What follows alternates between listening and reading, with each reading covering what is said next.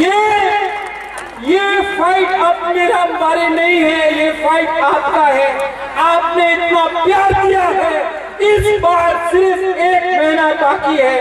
इन लोगों को जिसका अहंकार इतना है, इनका अहंकार को तोड़ो, इनका अहंकार को तोड़ के वापस दिल्ली भेजो इनको। ये हमारा राज्य है, ये हमारा अधिकार है।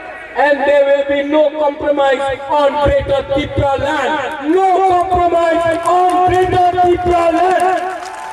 हमको अपना कॉन्स्टिट्यूशनल सॉल्यूशन चाहिए, हाँ कि नहीं? आवाज क्या हो गया, बोलो हाँ कि नहीं? मीडिया देख लो, ये हमारा रैली है।